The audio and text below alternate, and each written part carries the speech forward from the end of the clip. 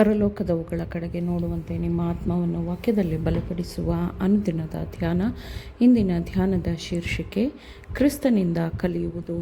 ಈ ದಿನದ ಸತ್ಯವೇದದ ವಾಕ್ಯ, ನೀವು ಕ್ರಿಸ್ತ ಯೇಸುವಿನಲ್ಲಿರುವುದು ಆತನಿಂದಲೇ.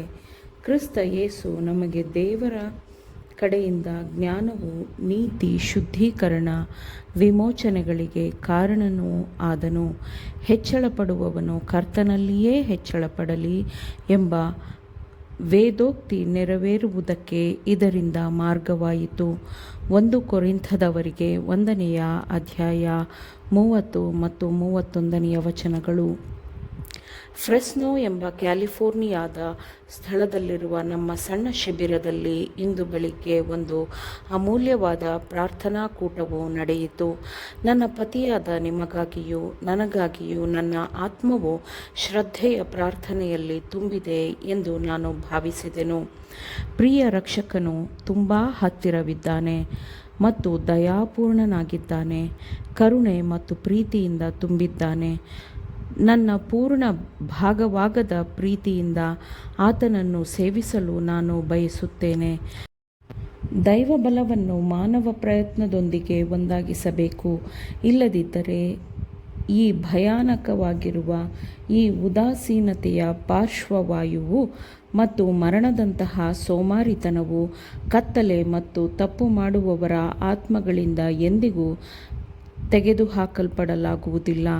ಯೇಸು ನಮ್ಮ ಬಲನಾಗಿದ್ದಾನೆ, ಆತನೇ ನಮ್ಮ ನೀತಿವಂತಿಕೆಯಾಗಿದ್ದಾನೆ, ನೀತಿ ಸ್ಥಾಪಕನಾಗಿದ್ದಾನೆ. ನಾವು ಹೆಚ್ಚು ಹೆಚ್ಚು ಪ್ರಾರ್ಥಿಸಬೇಕು ಮತ್ತು ನಂಬಿಕೆಯನ್ನು ನಿರಂತರವಾಗಿ ಅಭ್ಯಾಸಿಸಬೇಕು. ಯೇಸುವಿನ ಹತ್ತಿರವಾಗುವ ಅಗತ್ಯವನ್ನು ನಾನು ಯೋಚಿಸುತ್ತಿದ್ದೇನೆ.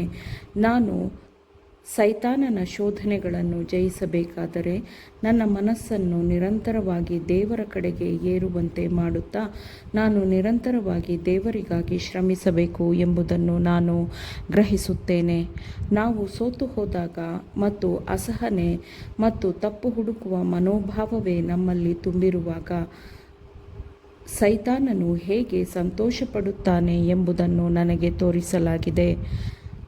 ದೇವರಾತ್ಮವು ದುಃಖಿಸಿದರೆ ಅದು ನಮ್ಮ ಬಲವಾಗಿರುವವನಿಂದ ನಮ್ಮನ್ನು ಬೇರ್ಪಡಿಸುತ್ತದೆ ಎಂಬುದನ್ನು ಸೈತಾನನು ತಿಳಿದಿರುವ ಕಾರಣ ಸೈತಾನನು ವಿಜಯದ ಹರ್ಷದಲ್ಲಿರುತ್ತಾನೆ. ನಮ್ಮ ಮಾತುಗಳು ದೋಷರಹಿತವಾಗಿರಬೇಕು. ನಮ್ಮ ಆತ್ಮವು ತಾಳ್ಮೆಯಿಂದಿರಬೇಕು, ಸಹನೆಯಿಂದಿರಬೇಕು ಮತ್ತು ನಮ್ಮ ಆತ್ಮವು ದಯೆಯಿಂದ ತುಂಬಿರಬೇಕು, ದೀರ್ಘಶಾಂತಿಯಿಂದಿರಬೇಕು.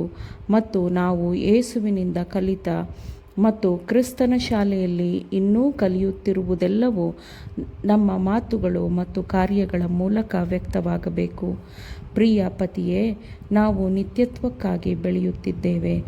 ದೇವರು ಬಲ ಮತ್ತು ಶಕ್ತಿಯಲ್ಲಿ ಶ್ರೀಮಂತನಾಗಿದ್ದಾನೆ ಮತ್ತು ನಾವು ಅವನ ಹೊಳೆಯುವ ಮುಖದ ಮೂಲಕ ನಮ್ಮ ಮೇಲೆ ಬೆಳಕು ಬೆಳಗುತ್ತಿದೆ ಮತ್ತು ನಾವು ಇತರರಿಗೆ ಬೆಳಕನ್ನು ಪ್ರತಿಫಲಿಸುತ್ತಿದ್ದೇವೆ. ಇಷ್ಟೊಂದು ದೊಡ್ಡ ಬೆಳಕನ್ನು ಹೊಂದಿರುವ ನಾವು ಪಾಪದಲ್ಲಿದ್ದರೆ ದೇವರು ನಮ್ಮನ್ನು ಕ್ಷಮಿಸುವುದಿಲ್ಲ. ನಾವಾಗಿಯೇ ನಿಲ್ಲಲು ನಮ್ಮಲ್ಲಿ ನಮ್ಮದೇ ಆದ ನೀತಿಯ ಒಂದೇ ಒಂದು ಅಣುವೂ ಇಲ್ಲ. ನಾವೇನಾದರೂ ಸ್ವಲ್ಪವಾದ ಕೆಲಸವನ್ನೇನಾದರೂ ಮಾಡಿದ್ದೇವೆಂದರೆ ಅದು ನಮ್ಮಲ್ಲಿರುವ ಯಾವುದೇ ಒಳ್ಳೆಯತನ ಅಥವಾ ಜ್ಞಾನ ಅಥವಾ ನಮ್ಮ ನೀತಿಯಿಂದ ಅಲ್ಲ, ಯೇಸು ನಮಗೆ ತನ್ನ ಬಲ ಶಕ್ತಿಯನ್ನು ನೀಡಿರುವ ಕಾರಣದಿಂದ ಮಾತ್ರವೇ ಆಗಿದೆ.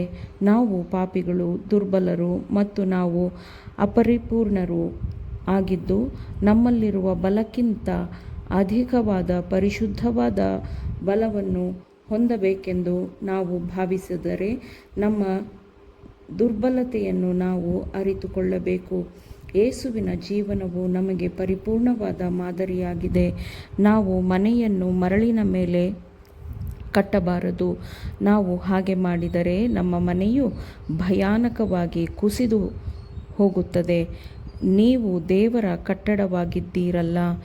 ಇದನ್ನು ನಾವು ಸಾಮರಸ್ಯದ ಗುಣಸ್ವಭಾವದ ಮೂಲಕ ಪ್ರಕಟಪಡಿಸೋಣ. ಆಮೇನ್. ದೇವರ ವಾಕ್ಯಗಳನ್ನು ಶ್ರದ್ಧೆಯಿಂದ ಆಲಿಸುವವರು ಮಾತ್ರವೇ ಆಗಿರದೆ ಪಾಲಿಸುವವರು ಆಗಬೇಕೆಂದು ನಿಮ್ಮನ್ನು ಉತ್ತೇಜಿಸುತ್ತೇನೆ. ಪರಿಶುದ್ಧಾತ್ಮನ ಸಹಾಯದಿಂದ ಆಲಿಸಿದ ನಿಮ್ಮೆಲ್ಲರಿಗೂ ಧನ್ಯವಾದಗಳು. ಮತ್ತೆ ದೈನಂದಿನ ಧ್ಯಾನಕ್ಕಾಗಿ ನಾಳೆ ಸಂಧಿಸೋಣ. ಆಮೇನ್.